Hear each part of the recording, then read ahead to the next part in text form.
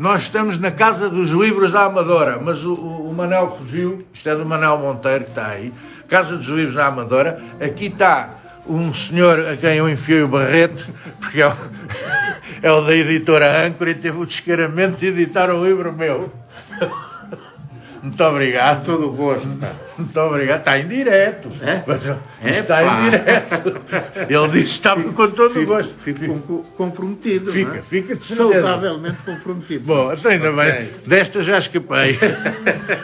E está aqui, estava a ver se via o Manel Monteiro. Está aqui um senhor que é vizinho do Manel. O Manel ainda não veio. Apresento o senhor que é vizinho do Manel. E está aqui uma data de gente. Vamos aqui à volta do pretexto do livro, também conviver um bocadinho, e depois esta senhora que aqui está fez pastéis de bacalhau e pataniscas. Vamos dar com a galita na cabeça. Então pronto, quem disser mal, ela tem uma bengala, quem disser, mas tu não está grande coisa, vai à bengalada. Mas pronto, está ali um senhor que é enólogo, que é o Carlos Saldanha, não sei se tu que é enólogo, ao lado do outro senhor que é o dono do Uber, praticamente dono do Uber já, e mais uma data de gente que veio, aquele amigo estava de manhã a assistir ao direto e diz, vou lá, e está ali, é gente de palavra que está aqui. Está aqui gente de palavra, vamos falar do Pinto do Alzheimer, mas estava a ver se o Manel vinha. Como ele não vinha, Já vem, já vem. António, como está em direto, a gente tem que ir. É? Esperar pelo dono da casa. Não, mas vamos enchendo. Com licença. Vamos enchendo. Antes de encher os copos, enchemos aqui. Nós, por natureza, já somos cheios.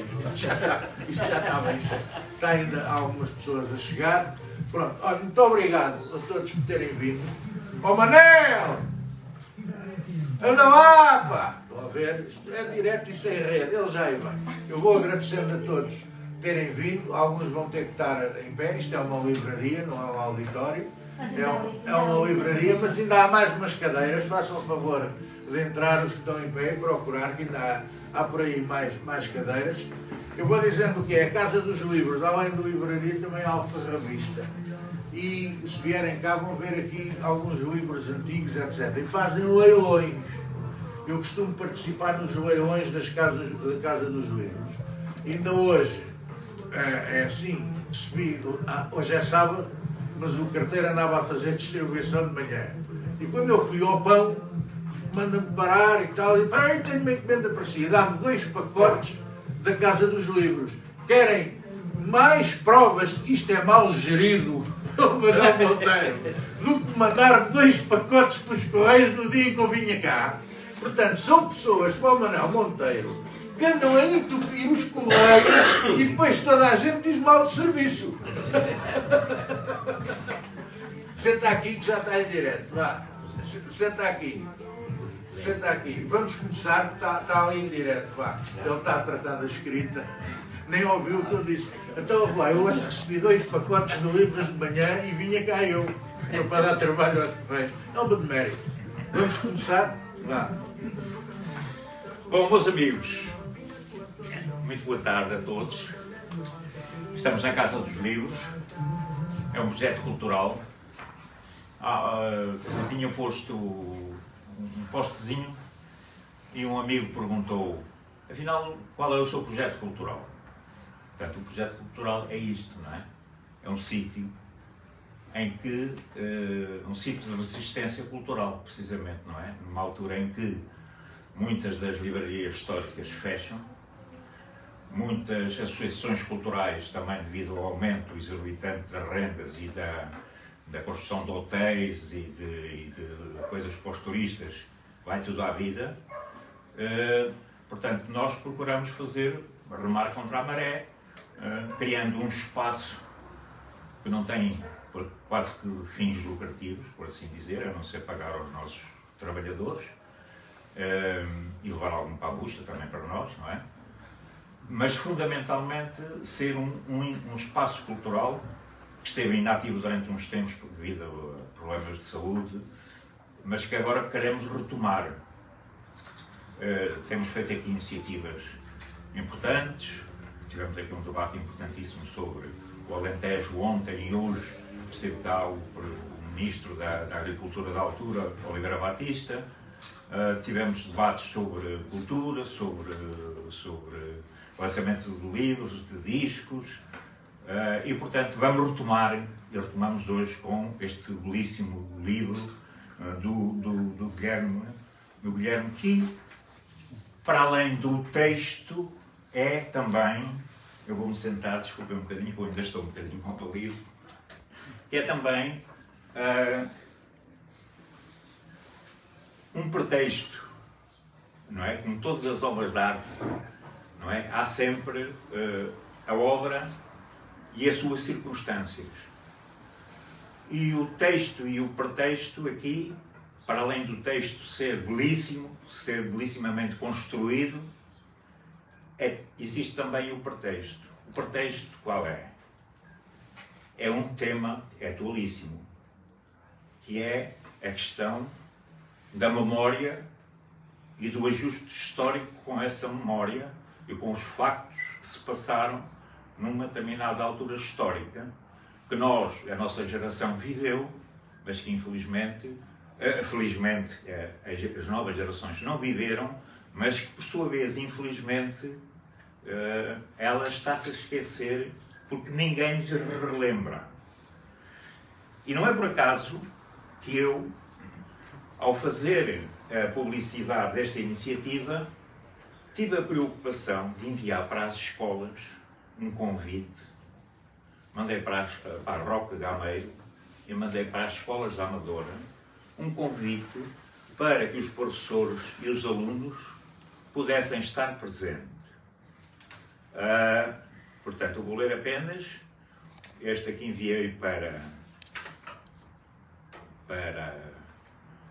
a Secretaria da Escola Roca Gameiro, e que diz assim: excelentíssimos senhores responsáveis da direção da escola. Eu não gosto de pôr conselhos diretivos, aquela coisa toda, porque não gosto de formalismos. É mais. A Casa dos Livros vai fazer uma apresentação deste livro, o título está em cima, cujo tema é atual nas suas instalações na Avenida dos Pais Amadora. Como se trata de um tema que interessa fundamentalmente à juventude, porque não viveu estes acontecimentos, convidamos os vossos alunos e professores a estarem presentes no evento. Este ocorrerá no dia tal. Resposta: zero. Não estará aqui ninguém presente da Escola Roca Gameiro. Resposta também não. Às outras escolas é a mesma coisa. Mandei para a TV Amadora, que até costuma divulgar as nossas iniciativas. Zero. Desta vez, não sei porquê, não sei se é por causa da concorrência, não é? Mandei para o vereador da Cultura, que me respondeu com a velha história da agenda preenchida, blá. A minha amiga, presidente da Câmara, Carla, que mandei-lhe uma coisa, costuma-me responder, costuma vir cá, inclusivamente, essa até nem me respondeu. Portanto, para além da divulgação que o Guilherme exaustivamente tem feito na TV Saloia, da minha divulgação, apesar de tudo, a assistência é excelente, mas nós queríamos mais jovens, não é? Para que os jovens tomassem conhecimento, porque a maior parte de nós vivemos isto que o Guilherme descreve. A juventude não viveu. Conforme nós, por exemplo, também não vivemos o 5 de outubro de 1910, mas estamos interessados que o outro pessoal nos conte, para sabermos o que é que se passou, e depois o que é que aconteceu, até o 28 de maio, essas coisas todas, porque isso faz parte da história de um povo. Muito bem. Esta, por assim dizer, era a primeira nota, e estão aqui os mailzinhos todos, para quem eu enviei. Ora bem,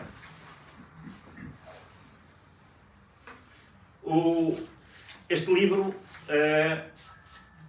pode-se considerar um livro, o Guilherme diz que não é autobiográfico, não é? E de facto não é a história do Guilherme, mas de certa maneira também é autobiográfico. Vocês conhecem aquele, o Pedro Barroso, Pedro Branco, já foi, Pedro Branco. Vocês conhecem aquele famoso romance Madame Bovary, do Flaubert, Não é? Quando perguntaram ao Flaubert, foi um romance que deu um grande escândalo na altura. Quando perguntaram ao Gustave Flaubert quem era Madame Bovary, ele respondeu: Madame Bovary, c'est moi. Até falo francês e tudo, hein? Como é que isto está em evolução? Um operário a evoluir para o francês. Proximidade da escola. Não, ele era operário da Sergal. Eu tenho ali um representante da Sergal, o amigo Tomás, que veio nos ver. E ele disse, ora bem, o Gustave Flaubert era um homem, a mulher, a Madame Bovary era uma escandalosa, portanto criou problemas e tal na sociedade da altura, e, portanto, mas ele disse, Madame Bovary sou eu, porque foi ele que a criou, não é? Portanto, o que está aqui é uma criação do Guilherme. Claro que o Guilherme não é o Pílio. Longe disso. Mas, de certa maneira, está ali o Guilherme. Está o Guilherme ajustando contas, inclusivamente, na atualidade. O livro não é meigo, não é? Há ali pessoas atuais que levam umas bordoadas boas, como nos bons velhos tempos do Aquilino e do Freire Castro, dessa malta toda, quando havia problemas, iam para o Chiado e levavam umas varas de marmeleiro e o debate era ali com varas de marmeleiro. Não é? Tempos gloriosos. Agora somos todos muito valentes pela internet, insultando uns aos outros, mas não aparecendo. Olha o meu! Não é? Porque elas doem. Ora bem. E o livro não é meigo. Porque o Guilherme diz... Está fechado esse. Quem é? Eu não sei mais. O livro fechado. O livro estava fechado. Era esta da coisa. O Guilherme diz logo ao que vem, não é? Porque normalmente as obras de arte, e isto, o livro é uma obra de arte, é belíssimo, é muito simples, é uma escrita simples, mas é uma escrita fabulosa, porque a gente começa... Eu tenho um problema, não é? Como todos os... pessoal ligado aos livros. Passa-nos centenas de livros pelas mãos. E a gente quer ver os livros todos e não consegue ler nenhum. Não é? Mas eu, por obrigação, e também por gosto, li este livro. E este livro chegou a uma certa altura que me comoveu muito. Porque eu também sou interveniente, de certa maneira, neste livro. Há aqui coisas para que me lembrarem, e eu vou-vos contar já um episódio. E este livro não é meigo, porque o Guilherme avisa logo. Nas referências, nas dedicatórias, na parte final diz assim: quero também manifestar o meu mais profundo desprezo para todos os que querem voltar ao passado e têm o descaramento e a pouca vergonha na cara de dizer que no tempo de Salazar é que era bom. Só confirmam que a ignorância é muito atrevida. Portanto, não está com paninhos quentes. Não quero conquistar leitores, amigos, fáceis. Não, isto está aqui para demarcar mesmo. De um lado estamos nós, os que defendemos a liberdade, o progresso, e do outro lado estão aqueles que querem o regresso ao passado. E com esses não há diálogo, não há leituras, não há vendas de livros, vão para o caraças. Não é? Esta é a mensagem radical, naquilo que a palavra radical tem de mais belo.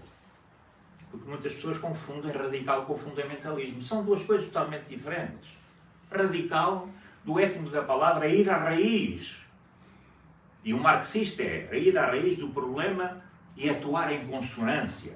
Não é só denunciar para Lapierre. Este tipo tem um problema tem a TV Saloia, que ele descasca de cegueiro dia e noite ali contra os fachos, contra os chegas, contra isto, contra aquilo. Não tem medo de ninguém, não tem medo das palavras. Ele continua a ser um militante político e cultural, numa trincheira muito difícil, que é a trincheira da resistência contra o avanço do fascismo em Portugal, na Europa e no mundo. Vocês vejam o que se passa neste momento, camaradas, por todo o mundo. Os Estados Unidos está novamente em coisa de Trump tornar a conquistar o poder. A Itália está um governo da extrema-direita. O leste todo, o eixo chamado comunista, está quase toda à extrema-direita. A Espanha foi preciso uma golpada bem dada da esquerda para impedir que o Vox, da extrema-direita, fosse para o poder. E aqui vai haver eleições e estes sacanas da extrema-direita vão crescer diabolicamente. Portanto, não estamos num momento de brincadeiras. Estamos num momento de cerrar fileiras. Cerrar fileiras. Este livro tem duas questões fundamentais. Eu já falei numa delas no lançamento, na 25 de abril. Uma é a mágoa histórica, que é esta.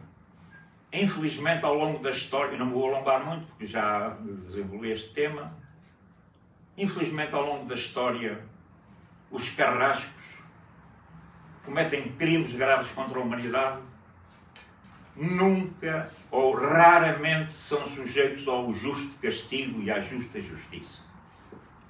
Passam quase sempre impunes. Passou-se no nazismo, passou-se na ditadura espanhola, passou-se na ditadura portuguesa, passou-se na ditadura grega, passou-se nas ditaduras latino-americanas, Argentina, Chile, por aí fora, não é? Eles, só uma minoria dos carrascos, dos que cometem crimes graves contra o povo, é que ajustam contas com a justiça. E, portanto, este livro é uma denúncia contra isso. Esta impunidade alimenta todos os futuros torturadores. Porque, se não há uma justa justiça, o que é que acontece? Eu vou repetir novamente aquilo que foi repetido no passado, trágico para a humanidade. Por sua vez, o título, em si o título, é uma metáfora contra o esquecimento. Não é? Nós estamos a esquecer. Nós estamos a esquecer. Porque depois há historiadores que inclusivamente vieram da extrema-esquerda, ou da esquerda revolucionária, que procuram, através das suas originalidades, dizer que isto não foi bem fascismo, que isto foi um fascismo sui generis, que o fascismo é um movimento de massas, este não foi de massas, bem de massas. Eu pergunto, mas não houve uma ditadura? Uma feroz ditadura que matou, que teve campos de concentração, que não se, tinha bufos por todo o lado, tinha polícias por todo o lado. O que é preciso mais para ser uma ditadura fascista? O movimento de massas também teve as suas organizações de massas. E mais, o terrível disto tudo é que, infelizmente, o povo português foi castrado de uma tal maneira pelo Estado e pela Igreja que o povo, a maior parte do povo, adorava o Salazar. Por mais que nos custe, amigos, camaradas. E depois, a seguir, eu lembro-me, ainda há bocado tive esta conversa com um amigo lá em cima, que estive 4 ou 5 dias antes do 25 de Abril, no estado de Alvalade, e foi o Marcelo Caetano assistir ao jogo. Ele foi ovacionado 4 ou 5 dias antes do 25 de Abril. Nós temos um exemplo, por exemplo, o caso concreto da Amália Rodrigues, por exemplo. Pronto, a seguir ao 25 de Abril, muita malta, Amália Rodrigues, fascista, informadora e tal. É mentira, claro. A Amália não era fascista, nem era informadora. Pelo contrário, até ajudou o Partido Comunista, contribuiu para que a malta se não sei quantos mais. Mas ela tinha uma admiração sem limites pelo Salazar. Fazia versinhos. E isso é que era um sentimento geral do povo em relação ao Salazar. O Salazar tinha este método que dava ordens aos tribunais dizendo-lhe, através da questão das corporações, dizendo: quando um operário for a tribunal contra um patrão, se o operário não for comunista e for pela situação, os tribunais devem dar razão para o operário. E davam. Desde que o operário não se metesse em alhadas contra o regime, não é? O Salazar tinha aquela coisa, aquela caridadezinha, não é? Incutida pela Igreja, pelo seu amigo Sarajeira, dizer, o mais fraco tem que ser protegido, a caridadezinha, não sei quantos mais. Cada rico até tinha um seu pobrezinho de estimação. E isto, Lobo Antunes é fabuloso. Não? A escrita do romance é um bocado complicado, mas as crónicas de Lobo Antunes sobre isto são fabulosas. Não é? Mas, só para concluir, o Salazar era um tipo, não era nenhum saloio, É lá. Era um tipo, nem era só esperto, era um tipo muito inteligente. Esteve 40 anos no poder. Ele afrontou as grandes potências dos Estados Unidos e julgava, magistralmente julgava, nas contradições internacionais e nas contradições internas. Os militares tentaram dar dezenas de golpes, e ele conseguia sempre anular esses golpes. Os Estados Unidos, uma vez jogava com as bases das laços, outra vez jogava com a questão da Alemanha e da coisa. O Wolfram era fornecido a uns e a outros, e ele jogava sempre. Não é? E chegou ao fim, o funeral do Salazar foi uma coisa impressionante. O povo a chorar. Quer dizer, é preciso notar que este povo, de facto, tinha sido um povo de um grande radicalismo, embora a nível de muitos dos setores operários, com a influência do anarco-sindicalista, em Lisboa, no Porto, nas centros, na Marinha Grande, por aí fora, no Alentejo, não é? Grandes lutas, havia grandes associações culturais, há uma malta operária e há a ópera. A classe operária portuguesa construiu a voz do operário, aquela belíssima obra que ali está. O salazarismo conseguiu castrar, conseguiu impor os brancos costumes, não é? Ao ponto de o povo, no seu geral, admirar o Salazar. Não é? E, portanto, é a nossa obrigação demonstrar que, e depois com aquela história, nós não vimos nada a ninguém, tínhamos ouro por todo lado, pois tínhamos ouro, mas o povo estava a morrer à fome. O pai era aquele, não é? Que vivia, pois é, pobrezinho, vivia num palácio. Este também, assim também gostava de ser pobre. Viver num palácio, ter outro palácio para passar férias. Era poupadinho também, era a característica dele. Mas não deixava de ser um privilegiado. Tinha capelas privadas para ir à missa. Olha, o missa ia limpando o centro, teve o azar de caraças, e ele falhou por milímetros. A história mudava. Ainda houve homens de tomates rijos, não é? Mito Santana e outros, Pedro. E um deles era o Saloio. Quem é? Era um dos colegas, desculpa a interrupção, É, um dos que fez esse atentado com o Santana, era só motorista de praça e era Saloio. A alcunha dele era o Saloio porque eu era Saloio. Era sim, senhor. Bom, então eu vou acabar só com uma nota pessoal que já estou a falar há muito tempo. E isto, a vedeta não sou eu, a vedeta é eu. Mas é só o seguinte. Eu emocionei-me muito ao ler este livro, há algumas passagens deste livro, sobretudo uma parte que é a referência ao Zé Mário Branco e ao FMI. Isto porquê? Porque eu fui, de certa maneira, um ator também na questão do FMI. O Zé Mário Branco era um gênio. Era um meu irmão, partiu que eu ainda hoje sinto muita falta dele. Era um gênio, Zé Mário. Mas, como todos os gênios, era também um homem muito atormentado. Os seus ideais muitas vezes sobrepunham-se. Era um vulcão, a cabeça daquele homem era um vulcão criativo. E o Zé Mário, a seguir ao 25 de novembro, passados uns tempos então em divergências com o meu partido, da altura, com a CPR e o UDP, de que ele foi um dos fundadores também, e fez no Porto um festival popular que os camaradas do Porto, bem ou mal, boicotaram. Objetivamente foi boicotado esse festival. E o Zé Mário fechou-se em casa, muito triste e muito desiludido com aquilo tudo. Eu, como era o responsável do Comitê Central pela FAPIR, à frente dos artistas da UDP e do PCPR, mandaram-me ir falar com o Zé Mário ao Porto. Nós já tínhamos, nessa altura, uma grande relação de amizade, e eu fui falar com o Zé Mário. O Zé Mário então desabafou comigo, contou-me, deu-me os tópicos do FMI.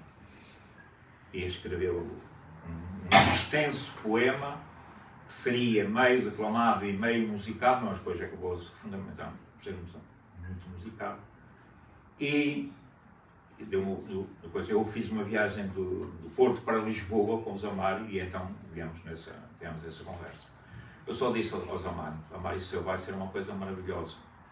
Porque, de facto, tu vais descrever, de certa maneira, não é? De um ponto de vista revolucionário, a nossa derrota, porque aquilo eu assumi como uma derrota, de facto.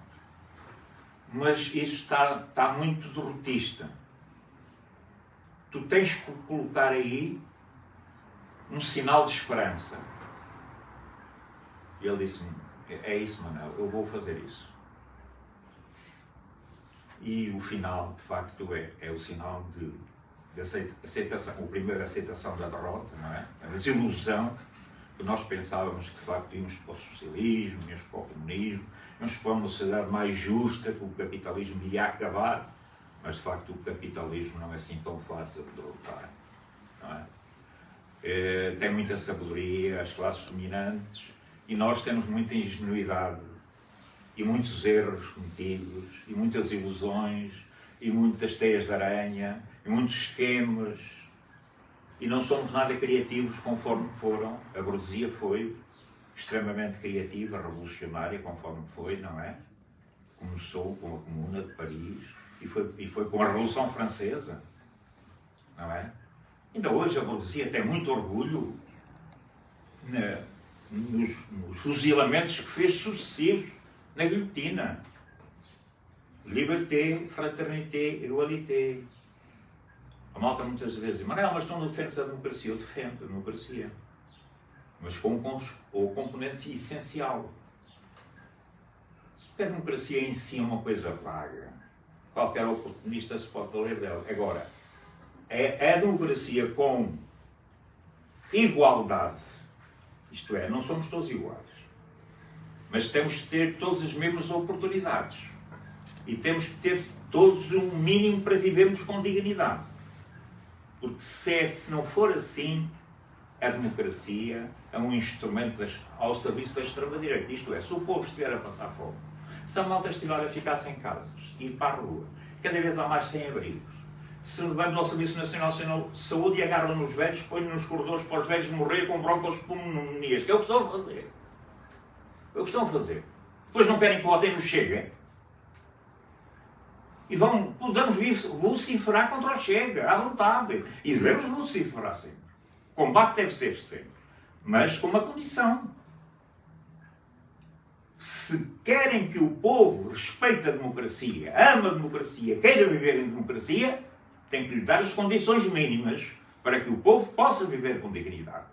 Porque democracia com fome, ó caralho. Democracia com fome, com 5% a ser cada vez mais ricos, podres de ricos, e 80% na miséria. E depois há uma camada de 20% que ganham mais ou menos razoavelmente e que fazem ali aquele tampão. Está bem, estamos todos muito bem. Está bem, estás no sem-abrigo, sem-abrigo, desenrasca-te. É pá, então mas como é isto, pá? Depois se não querem, façam isso, camarada. Pronto, já está. As novas tecnologias são assim. Bom, é só para dizer que já falei demais. Este livro é um livro magnífico. Acho que há aqui uma barraca, acho que não há livros suficientes para todos, mas toda a gente vai ter livros, de uma maneira ou de outra. Eu vou rapidamente ter mais livros. Leiam este livro e, sobretudo, façam uma coisa. Conversem com a juventude sobre este livro. Porque nós já sabemos no essencial o que está aqui. Nós, os da nossa geração. A juventude não sabe. E, portanto, nós devemos ser os arautos, não é? Desta mensagem, deste trabalho magnífico que o Guilherme fez. É um livro que se lê com uma facilidade espantosa. Que vai... E depois tem a técnica toda, ele é um manholas de graças, não é? Guiões, mais guiões, maluco sorriso, sérios, ele sabe-a toda. Mas ainda bem que a sabe toda. E que a sua sabedoria foi feita ao serviço de uma obra importantíssima, que a questão central é nós ler e depois espalhá-la para a juventude. Provocar a discussão nos nossos locais de trabalho, na nossa casa, com os nossos filhos, com os nossos sobrinhos. Agora no Natal fazemos ofertas deste livro, à juventude sobretudo. E é isso, meus amigos.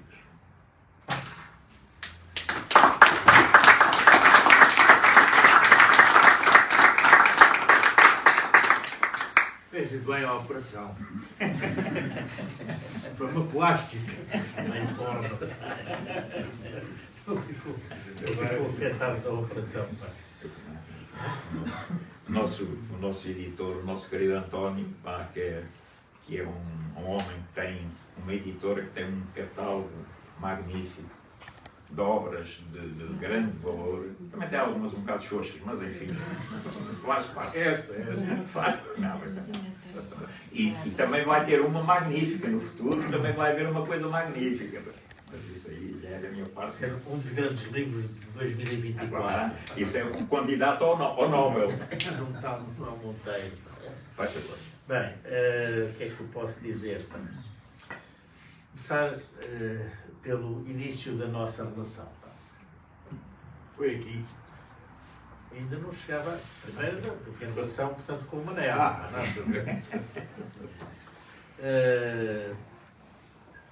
Nós conhecemos-nos aqui, na livraria. E porque tomei conhecimento da existência, na altura recentíssima, deste magnífico espaço. Quem já tem uns amigos, como é o meu caso, eu resido na Amadora desde 1973, ou seja, há 50 anos. E o panorama da Amadora de então e de hoje, em termos das livrarias, da existência de livrarias, sempre foi um pouco pobre. Não? E nos últimos tempos isso tem-se agravado, não apenas aqui na nossa cidade, como em geral. Estando ligado à edição há cerca de 40 anos, dói-me o coração a quantidade de livrarias desaparecidas. Se nós olharmos para aquilo que foi o comércio do principal centro da nossa capital, de Lisboa, que era um alfobre de livrarias, hoje resta uma livraria de rua e uma livraria de centro comercial. Falo na Bertrand da Rua Gabriel e falo da livraria da FNAC. E o Manel veio criar aqui um espaço de excelência, não? Com esta dupla atividade de livraria no sentido tradicional e também, portanto, alfarrabista. Portanto, a minha primeira palavra tem que ser para ti, Manel, pá, pelo magnífico trabalho, portanto, que estás a desenvolver.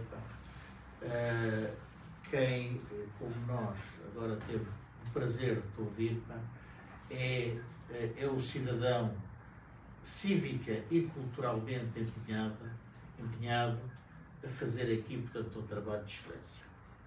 E que assim continues, porque a operação que foste submetido há aqui 15 dias, talvez, não é? 15 dias, 3 semanas, aí assim, não te afetou nada em termos da tua crença no homem novo. Eu peço desculpa, portanto, mas já não sou tão otimista, portanto, quanto tu és, mas admiro-te também por isso. Não é? E foi o Manel, portanto, que nos pôs em contacto.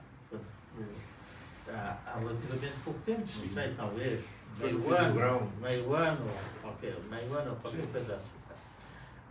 E eu assino por baixo as palavras do Manel relativamente, portanto, a este excelente livro, pá, que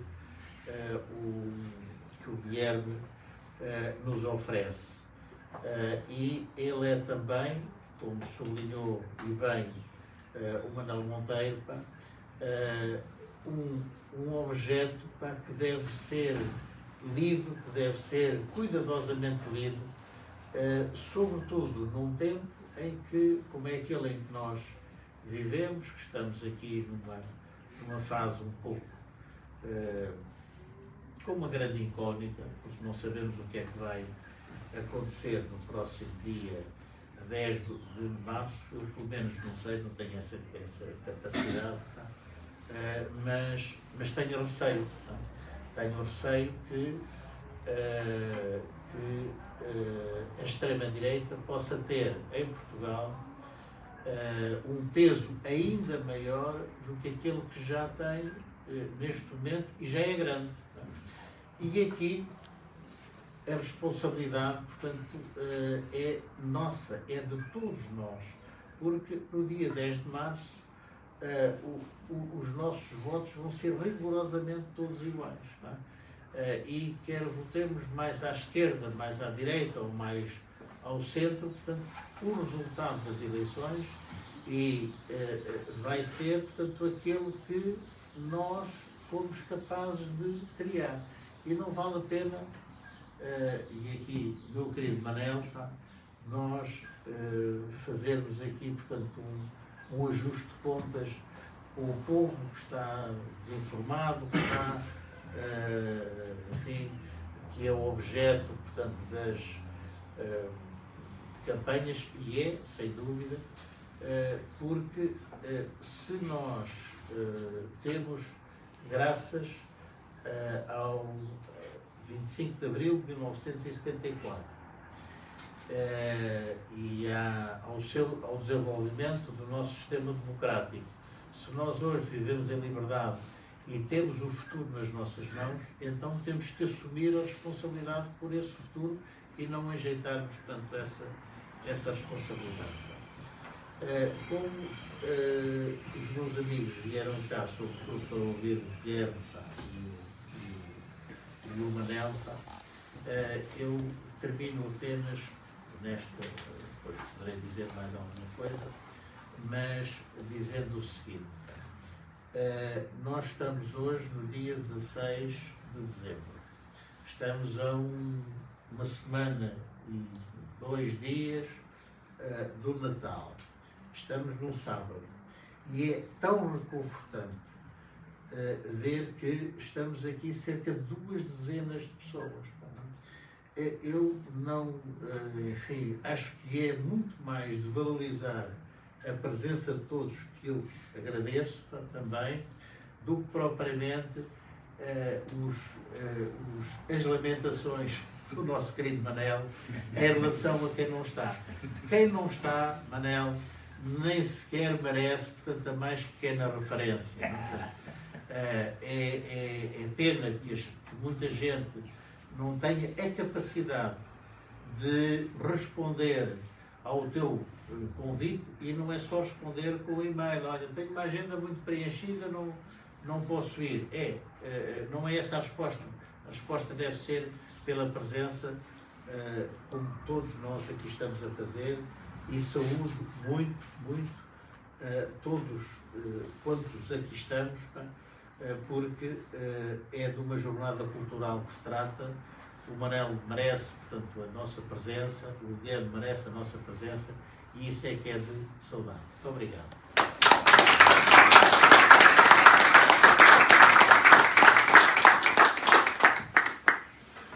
Bem, há uma coisa que eu estava a ouvir o António a dizer o que é que virá a seguir ao 10 de março, e lembrei-me, a seguir ao 10 de março vem o 11 de março. Só que em 75, o 11 de março falhou. Se não tivesse falhado, mesmo assim para alguns foi o fim da vida.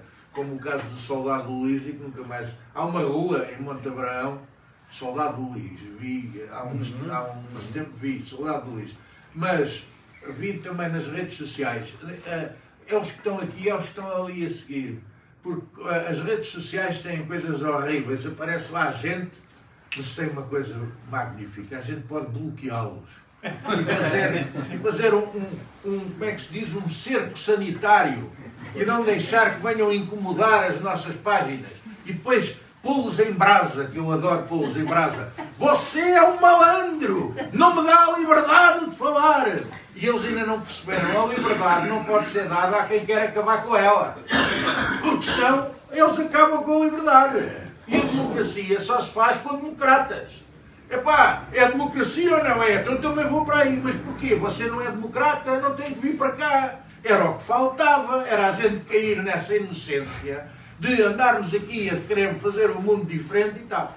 Eu defendo a liberdade que eu defendo e que eu acho que este livro pode contribuir para a malta nova perceber o que é a falta de liberdade. A liberdade que eu defendo é que o Manel possa dizer isto tudo e ele pode defender que eu não esteja de acordo com isto. Eu sou contra a PIDE, mas também sou contra a PIDE se ela fosse de esquerda. Era exatamente da mesma contra a PIDE, porque aquilo não se faz. E houve regimes, a América Latina, etc., mas do outro lado também houve ditadores e de que maneira? E de que maneira? Não quero nem uns nem outros. É por isso que este livro começa por ser dedicado àquele que eu penso que é o símbolo da resistência em Portugal, Edmundo Pedro. O Edmundo Pedro esteve preso antes do 25 de Abril e esteve preso depois do 25 de Abril por motivos políticos. Onde é que isto se consegue imaginar? Não é? E, portanto, a vida do Edmundo Pedro, que felizmente morreu com 99 anos, portanto, teve uma vida longa. A natureza, eu às vezes ponho-me a pensar, a natureza é uma coisa muito bem feita. Eu não sou crente, portanto, acredito que isto não está aqui por acaso e tal, funciona tudo muito bem, mas é a natureza que fez isto assim. A natureza tem realmente compensado pessoas que tiveram muitos anos presas por motivos políticos, porque depois dá-lhes uma vida longa.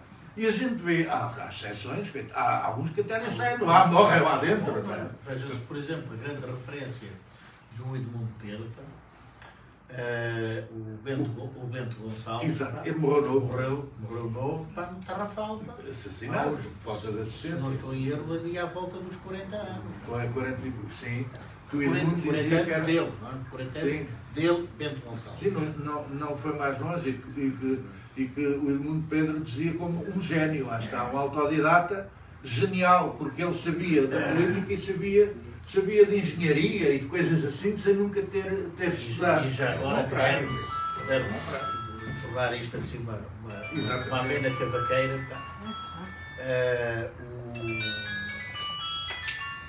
O Edmundo Pedro, de quem tive o enorme gosto de ser amigo e editor, dizia que se o Bento Gonçalves não tem morrido naquela altura e tem continuado a ser o secretário-geral do PCP, provavelmente o PCP teria sido outro partido com uma base muito mais humanista. Não é? Portanto, era esta.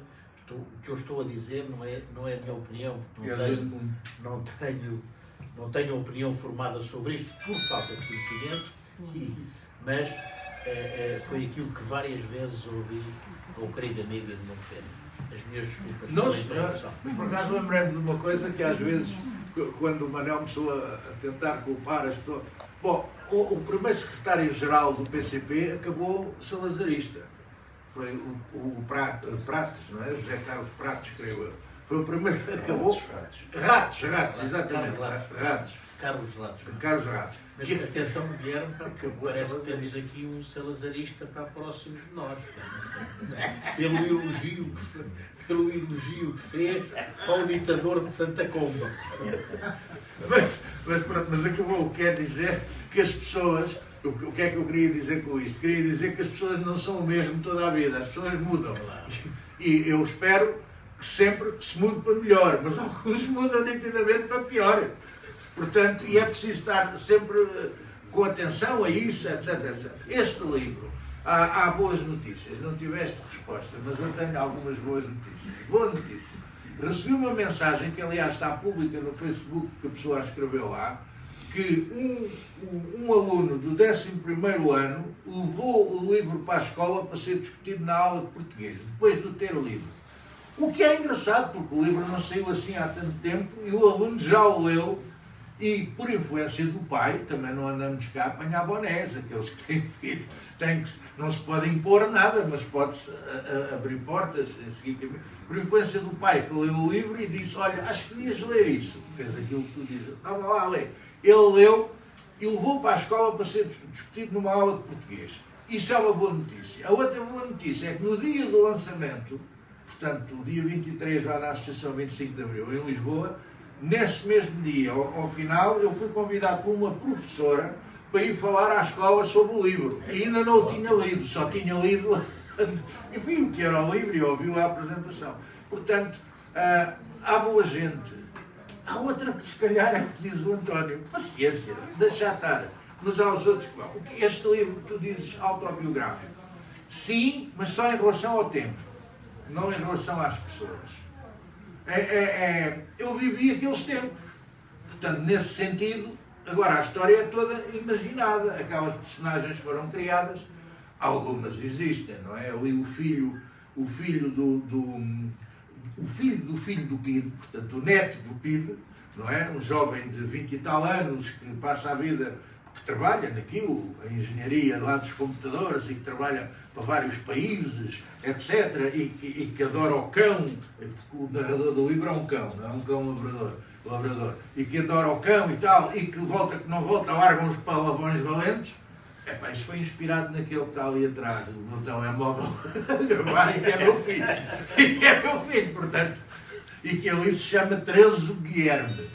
Esse Terezo Guilherme, não é nada inspirado na Teresa Guilherme, é inspirado num Terezo que era, já devia de haver séries de televisão, livros escritos, filmes, se fosse em Hollywood haveria filmes, que é o homem que conseguiu fugir, não é de Peniche, que toda a gente fala da fuga de Peniche. Ninguém fala da fuga de Caxias.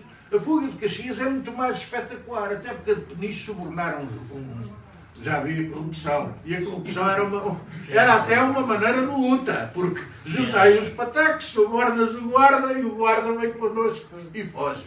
Mas de Caxias, não.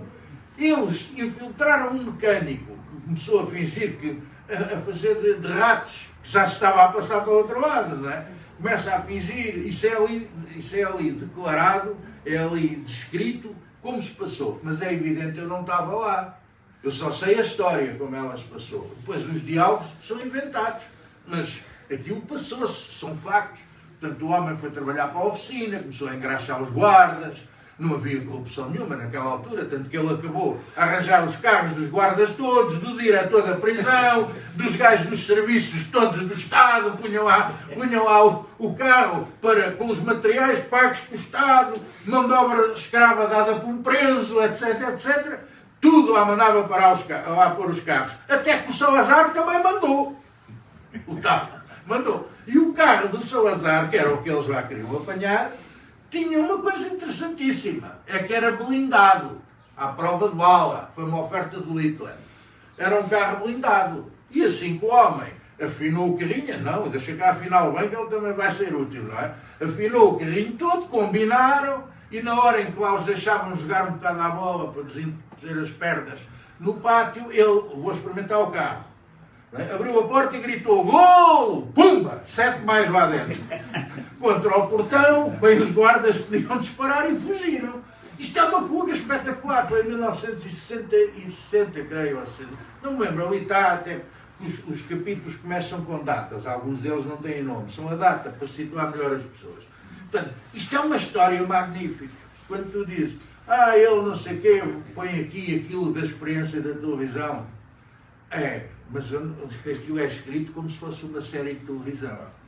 A técnica utilizada para escrever este livro é a mesma que deveria ser utilizada para escrever séries de televisão.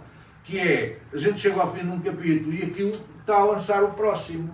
E quando anda para trás é situado, ou aparece Lisboa, 1934. E pronto, e a gente começa a ver e Lisboa. Aquilo é a mesma coisa, em vez de ter a legenda ao nome do capítulo e depois aquilo passa-se e estão ali coisas que aconteceram mesmo. A outra que aconteceu mesmo foi a tentativa de fuga do Tribunal de Santa Clara, que era o Tribunal Militar, do Edmundo Pedro.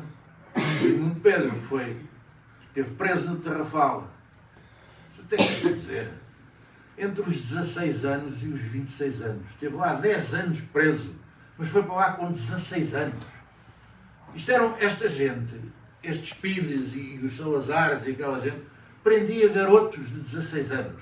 Prenderam-no, puseram-no num barco e mandaram-no para o Tarrafal com 16 anos. Durante 10 anos nunca foi à presença de um juiz, nem nunca foi acusado de nada. Era contra o regime, portanto estava lá, acabou. 10 anos.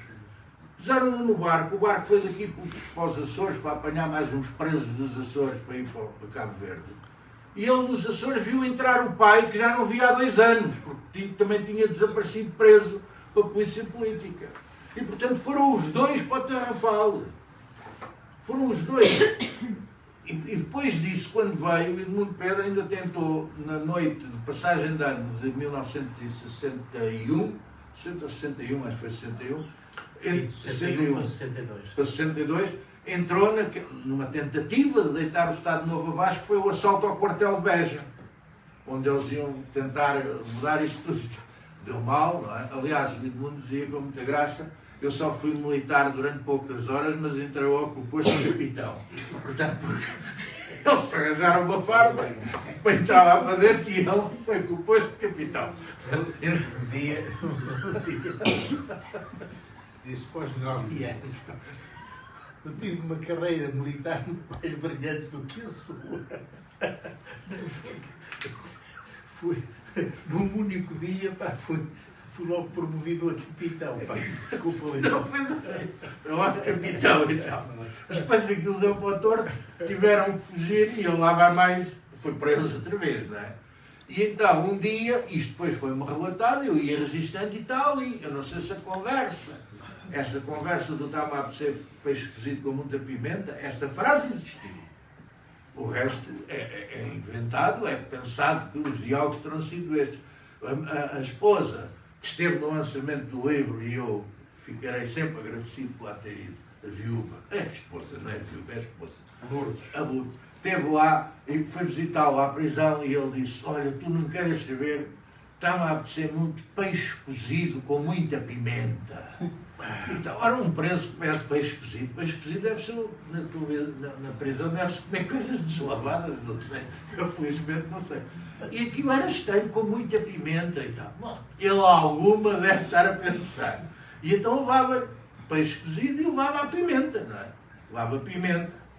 E aquilo entrava para os presos. E ele ia guardando a pimenta, dentro de uma coisinha lá que arranjou, ia guardando ele. Quem está preso tem, penso eu, e ponham aí, tem o tempo todo do mundo, tem mais nada para fazer se não pensar, não é? E ele foi guardando aquilo, e no dia do julgamento, ele levava a pimenta e queria soprar a pimenta para a cara do PIDE que o levasse, porque ele sabia que dentro do tribunal lhe tiravam as algemas, e depois fugia. E tinha combinado com a mulher estacionar-lhe o carro cá fora, etc. Ele só não fugiu porque houve um problema. Se fosse hoje, fugia. Está ali um que trabalhou anos na Citroën, sabe o que é? E toda a gente hoje tem esses carros que a gente tranca as 4 portas. Mas lembro-se, na altura, a gente tinha que trancar uma porta, a outra, depois ainda apareceram uns carros. Isto é moderno. Tem fecho às 4 portas, a central, como era, não é? Na altura era assim. E ela não destrancou a porta certa. Não deixou aberta a porta certa. Ele, quando soprou aquilo na cara do PIDE, o PIDE, infelizmente, tinha óculos. Não lhe fez o mesmo efeito que devia fazer, mas lá se atrapalhou um bocado. E ele, na altura, o Edmundo tinha 44 anos, portanto, era um jovem. Vai de correr por ali abaixo e tal, mas quando abriu o carro, a porta não abria. E ele, vendo que estava a ser perseguido, resolveu fugir a pé. Não é? E havia uma coisa muito engraçada: aí tu tens razão.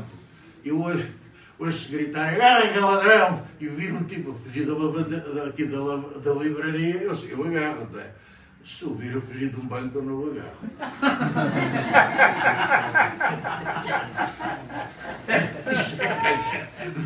Isso eu não agarro.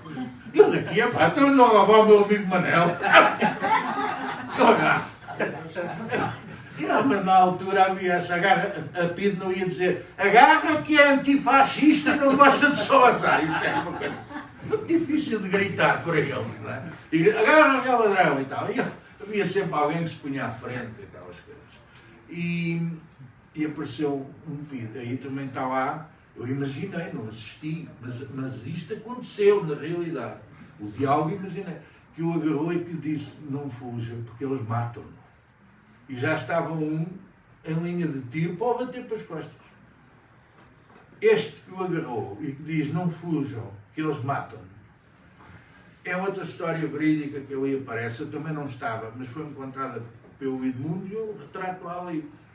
É o PIDE, faria agora, não é? Para a semana lá estaria ele, que na véspera de Natal ele apareceu em casa, bateu-lhe à porta e disseram: "Ó Edmundo, está aqui um senhor tal, para ti, faça favor." E ele diz: "Olha, o senhor não me conhece, já não se lembra de mim. Eu era da PIDE, fui eu que o prendi." E o Edmundo disse-me: "Faça favor de entrar." Quer dizer, isto é uma lição de a gente pode perdoar e não esquecer. E o Manel acrescentou no lançamento, e eu assim por baixo, e não absolver. E não absolver.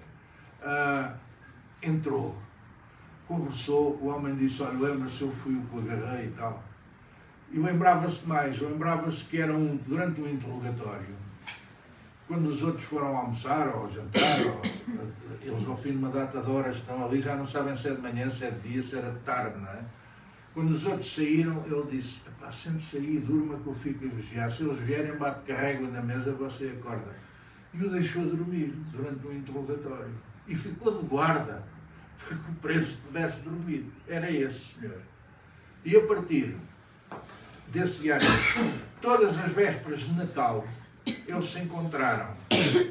E houve um ano que um deles estava doente e então telefonaram-se. E depois a mulher do Edmundo lá disse que até no aniversário às vezes também se... Pronto. Isto faz lembrar, o Edmundo faz lembrar o outro que também é Edmundo, do romance, o gajo que foge da ilha e no século XIX, o Conde de Monte Cristo, também se chamava Edmundo por acaso, mas faz quase a lembrar isto, porque é uma vida que eu acho que se as pessoas lerem e dizem assim: "Isto é bonito, foram grandes heróis e tal", mas a gente deve dispensar estes heróis. Não é dispensá-los como pessoa, é dispensar os tempos que criam, que fazem com que estes heróis sejam heróis.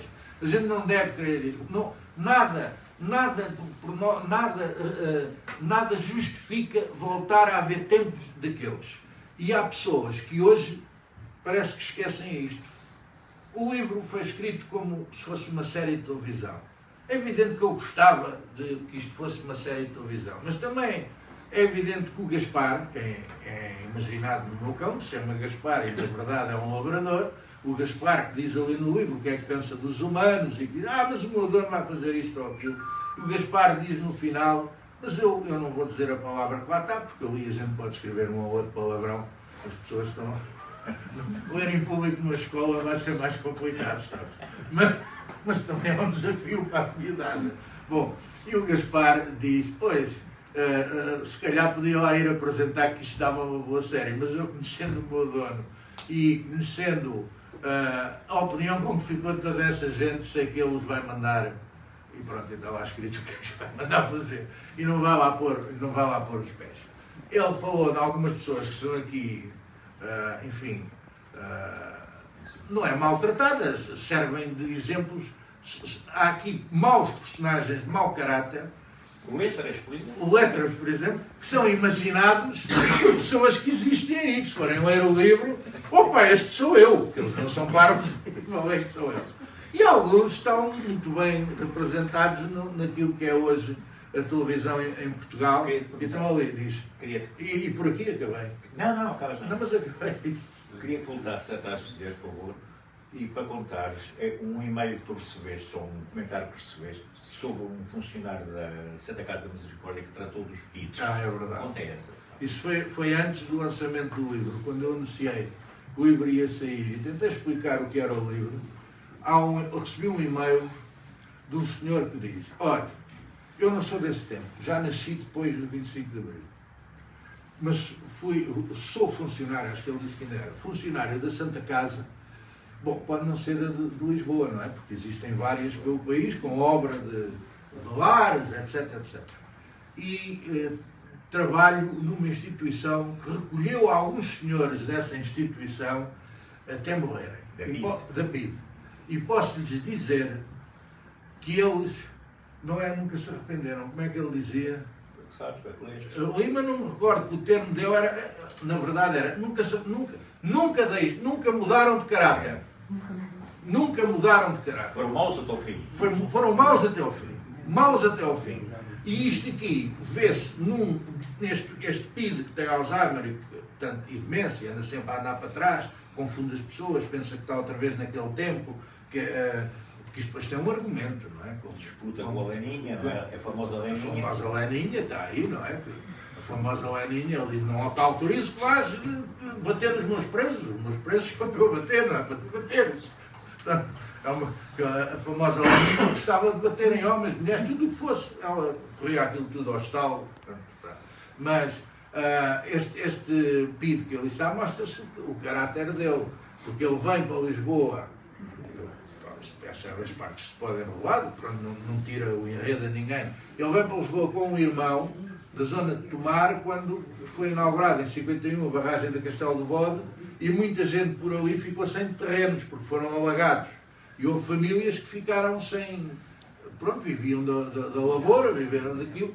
E então, os dois filhos vieram para Lisboa no mesmo dia. E um foi trabalhar nas obras, e pronto, e por aí vai. E o outro não calhava muito trabalhar nas obras. E, portanto, estão a ver para onde é que ele foi, não é? Trabalhar nas obras. Não estava lá muito jeito. E já vinha recomendado pelo chefe da Legião lá da terra, que a gente esquece muito da Legião. A Legião tinha uma data de gente obrigada. Porque queres vir trabalhar para aqui, isto é do Estado, escreves aqui, vais para a Legião e tal. E depois tinha uns caciques da terra que eram os que andavam a chatear os outros todos e que os obrigavam quase a estar ali. Muitos deles eram praticamente obrigados, isso é sabido. Na PID ninguém era obrigado, nem aquele que depois foi pedir desculpa, não era obrigado. De qualquer das formas, há uma parte do livro em que imagino que ele, com 25 anos, esse PID, estivesse em casa à noite, depois dessa sessão que disse: pá, durma lá, que se eles vierem eu bato com a régua, em vez de bater no preso, batia na mesa e acordo. Imaginei-o no quarto, alugado em Lisboa, onde ele vivia, e a dizer: é pá, que diabo, tenho 25 anos e não me fiz homem para isto. Porque os homens não são feitos para aquilo. Os homens, aquilo não são homens, não são seres humanos, não são seres humanos, está tudo dito. São outra coisa qualquer. Eu hoje, às vezes digo isso em casa, e digo, eu tenho dúvida que alguns fulanos que aí andam sejam humanos. Porque ser humano não é ter 2 braços, 2 pernas, cabeça para pensar, não chega para ser humano. Uma pessoa, para ser humano, acho que tem que ter sentimentos humanos.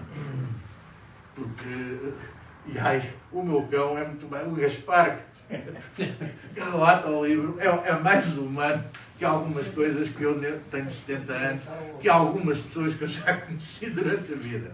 E pronto, é isto. É isso. Obrigado. E agora temos a sessão de autógrafos. E depois a seguir temos o lanchinho. Pode ser tudo ao mesmo tempo. É, pronto. Vamos fazer as duas coisas. Não é para tu ir abrindo as garrafas. Porque aquilo tem que respirar. Tens aqui, atacas pagas ali ao fundo. Ao fundo está o pessoal. Meu amigo, como é que se chama? André Marques. André Marques. Pronto. Está aí, ele está aí. Está bem.